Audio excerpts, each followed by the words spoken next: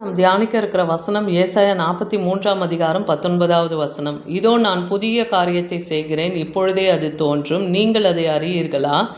நான் வனாந்திரத்திலே வழியும் அவாந்திர வெளியிலே ஆறுகளையும் உண்டாக்குவேன். இதோ நான் புதிய காரியத்தை செய்கிறேன். கர்த்தரால கூடாத காரியம் ஒன்றுமில்லை. இன்னைக்கு நம்மோடு இடைப்படுகிறார்.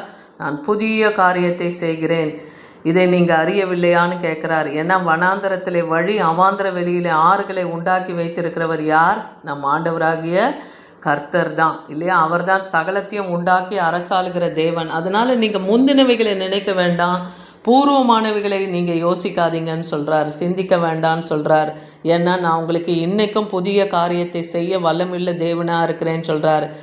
ஏன்னா அன்னைக்கு வனாந்தரத்தில் நான் தெரிந்து கொண்ட என் ஜனத்தினுடைய தாகத்தை தண்ணீர்களையும் அவாந்திர வெளியிலே ஆறுகளையும் உண்டாக்கி காட்டு மிருகங்களையும் வலு சர்பங்களையும் கோட்டான் குஞ்சுகள் எல்லாவற்றுக்கும் அந்த தாகத்தை தீர்க்க தண்ணீரை கொடுத்து அவைகளெல்லாம் தன்னை கனம் பண்ணினதுன்னே சொல்கிறார்.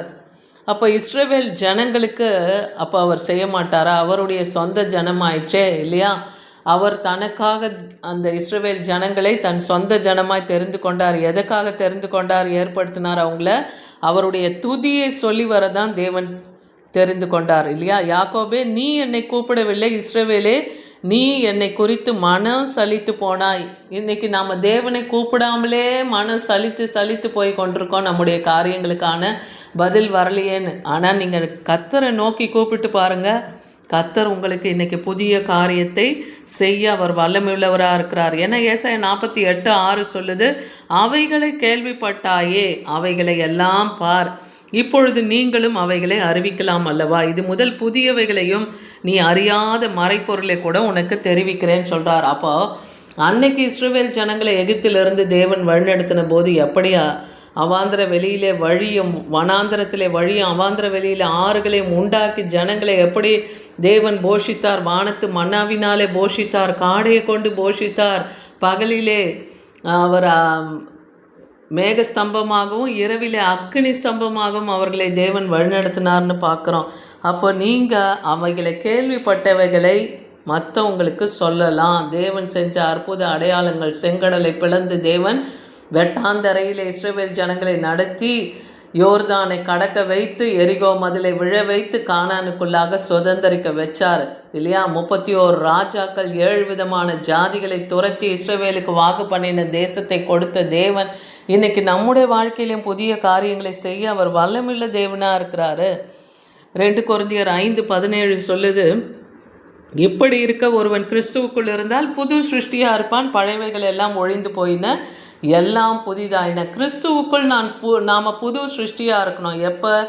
ஏன்னா இயேசு எல்லாருக்காகவும் மரித்தார் என்று நாம் நிதானிக்கிறோம். இதை மாம்சத்தின்படி நாம் அறியாமல் ஆவியின்படி நாம் இதை அறியணும். எல்லாருக்காக தான் தேவன் மரித்தார், ஒருத்தருக்காக அல்ல இல்லையா?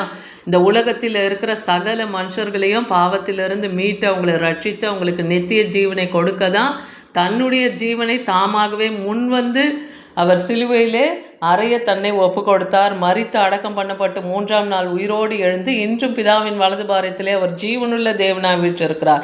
அப்போ உயிருள்ள தேவனை நோக்கி நீங்கள் விண்ணப்பம் பண்ணும்போது இன்னைக்கு உங்களுடைய காரியங்களையும் தேவன் புதிதாக்கி கொடுக்க அவர் வல்லமுள்ளவர். என்ன? வெளிப்படுத்தல் 21:5 சொல்லுது, சிங்காசனத்தின் மேல் வீற்றிருந்தவர் இதோ நான் சகலத்தையும் புதிதாக்குகிறேன்னு சொல்கிறார். பின்னும் அவர் இந்த வசனங்கள் சத்தியமும் உண்மையுமா இருக்குது, இவைகளை எழுதுன்னு திவ்ய வாசகனாகிய யோவான் அப்போஸ்தலனுக்கு அதை வெளிப்படுத்தி எழுத சொல்கிறார். அப்போ இன்றைக்கி கர்த்தராலே கூடாத காரியம் ஒன்றுமே இல்லை இல்லையா? அவர் உயர்ந்த மேடுகள், ஆறுகள், பள்ளத்தாக்குகள் நடுவே ஊற்றுகளை திறந்து கொடுத்தவர், தண்ணீர் தடாகங்களை உண்டாக்கினவர், வறண்ட பூமியில் நீர்க்கேணிகளை உருவாக்கி கேதுரு மரங்களையும் அநேக விருட்சங்களையும் மிருது செடிகளையும் சித்தி மரம், ஒலிவ மரம் அதெல்லாம் நட்டு அது அவாந்திர வெளியில் வைத்தவர். அப்படிப்பட்ட தேவன் இன்னைக்கு நம்முடைய ஜபத்தையும் கேட்டு நம்முடைய வாழ்க்கையில் எதெல்லாம் அவாந்தரமாக இருக்குது, பழைய காரியங்களாக இருக்குது, அதை எல்லாவற்றையும் நீக்கி போட்டு சகலத்தையும் அவர் புதிதாக்க வல்லமுள்ளவர். உங்கள் பிள்ளைகளுடைய குணங்கள், கணவன்மார்களுடைய குணங்கள், குணாதிசயங்கள் இல்லையா? மாறாமல் இருக்கு. தீய பழக்க வழக்கத்தில் இருக்காங்க, பிள்ளைங்க முரட்டாட்டமாக இருக்காங்க. அப்படிப்பட்ட காரியங்களை கர்த்தரிடத்தில் ஒப்பு கொடுங்க. அந்த பழைய காரியங்களை தேவன் நீக்கி போட்ட அவர்களையும் கர்த்தர் புதிதாக்க வல்லமை உள்ளவர். அவராலே கூடாத காரியம் ஒன்றுமில்லை. அதனால தான் லூக்கா 3 அதிகாரம் 4-5 பார்க்குறோம். பள்ளங்கள் எல்லாம் நிரப்பப்படும், மலைகளும் குன்றுகளும் தாழ்த்தப்படும், கோணலானவைகள் செவ்வையாகும், கரடானவைகள் எல்லாம் சமமாகும். ஏன்னா வனாந்திரத்திலே மாம்சமான யாவரும் தேவனுடைய ரட்சிப்பை காண்பார்கள் என்று வனாந்திரத்திலே கூப்பிடுகிறவன் சத்தம் கேட்கணும். அன்னைக்கே ஏசாய தீர்க்கதரிசி மூலமாக அறிவிக்கப்பட்டது இல்லையா? அது யார் அந்த வனாந்திரத்தில் கூப்பிடுகிற சத்தம்னா யோவான் ஸ்நானகன். ஆண்டவராகிய இயேசு கிறிஸ்து இந்த உலகத்துக்கு வந்து அவர் சுவிசேஷத்தை அறிவிப்பதற்கு முன்பாகவே மனம் திரும்புதலுக்கு ஏற்ற பாவ மன்னிப்போ ஞானஸ்தானத்தையும் கொடுத்தவர் தான் இந்த யோவான் ஸ்நானகன். தேவனுடைய ராஜ்யத்தின் சுவிசேஷத்தை அறிவித்து வந்தார் இல்லையா? அப்போ அப்படிப்பட்ட சத்தம் உண்டாகி எல்லோரையும் ரட்சிப்புக்குள்ளாய் நடத்தின மாம்சமான யாவரும் தேவனுடைய ரட்சிப்பை காணணும்னு தான் யோவான் ஸ்நானகன் வந்தார்னு பார்க்குறோம். அப்போ இன்றைக்கி மனம் பதறுகிறவர்களை பார்த்து நீங்கள் பயப்படாதீங்கன்னு ஏசாயா 35:4 பார்க்குறோம். நீங்கள் திடன் கொள்ளுங்க, ஏன்னா நீதியை சரிக்கட்ட பதிலளிக்க கர்த்தர் வரார். உங்களுக்கு விரோதமாக யார் என்ன அக்கிரமத்தை செய்தாலும் உங்கள் நீதிக்கு தேவன் நியாயம் செய்து பதில் தருவார். ஏன்னா அவர் குருடரின் கண்களை திறக்கப்பட்டு செவுடர்கள் காதுகள்லாம் திறவுண்டு போகவும் முடவர்களை எல்லாம் குதித்து எழுந்திருக்கவும் ஊமையான நாவுகளை கம்பீரிக்க பண்ணவும் தேவன் வல்லமையுள்ளவர். அவர் வல்லமையை விளங்க பண்ணதான் இப்படிப்பட்டவர்களை பூமியிலே படைத்தும் வைத்திருக்கிறார். அவருடைய மகிமை அவர்களுக்குள்ளாய் விளங்கும் இல்லையா? வனாந்திரத்திலே தண்ணீரும் கடுவெளியில் ஆறுகளும் பாய்ந்தோடும். அதுபோல் அங்கே ஒரு பெரும் பாதையான வழியை தேவன் நமக்காக, அது பரிசுத்த வழி எனப்படும். அதில் தீட்டுள்ளவன் நடக்க முடியாது. தேவனுடைய வழியில் யார் நடப்பா? பரிசுத்தவான்கள் தான். அவங்க நித்திய ராஜ்யத்துக்கென்று படுத்தப்பட்டவங்க. அவர்கள் எல்லாம் அந்த பெரும் பாதையில் கடந்து வரலாம் இல்லையா? அந்த வழியில் நடக்கிற பேதைகள், அதில் கூட சில பேதைகள் இருப்பாங்க.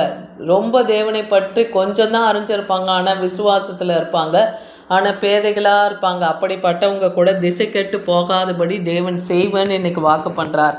ஏசாயா 40 அதிகாரம் 3-4 பார்க்குறோம். கர்த்தருக்கு வழியை செவ்வைப்படுத்துங்கன்னு சொல்கிறார். இன்றைக்கி அவருடைய பெரும் பாதையிலே போக இன்னும் அநேக ஆத்துமாக்களை தேவனுடைய ராஜ்யத்திலே கொண்டு வந்து சேர்க்க வழிகளை நாம் செவ்வை பண்ணணும். பள்ளங்கள் உயர்த்தப்பட்ட, சகல மலை குன்று எல்லாம் தாழ்த்தப்பட்டு, கோணலானவைகளை எல்லாம் செவ்வையாக்கி, கரடு முரடாக இருக்கிற ஆத்துமாக்களை எல்லாம் நாம் கர்த்தருக்குள்ளாய் நடத்தி கொண்டு வரணும்.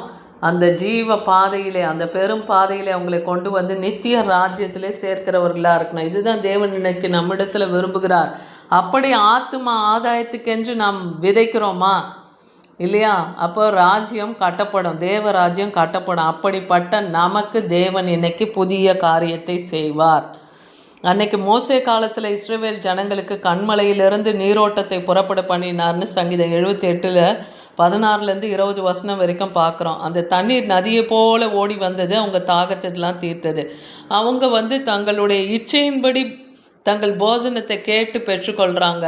ஆனாலும் அவங்க இருதயத்தில் தேவனை பரீட்சித்து பார்த்தபோது தேவனுடைய கோபம் அவங்கள மேலே பற்றி எறிந்தது. அதனால் அவர் அக்கினியை அனுப்பி அநேக ஆயிரமான ஜனங்களை பட்சித்து போட்டார்னு பார்க்குறோம்.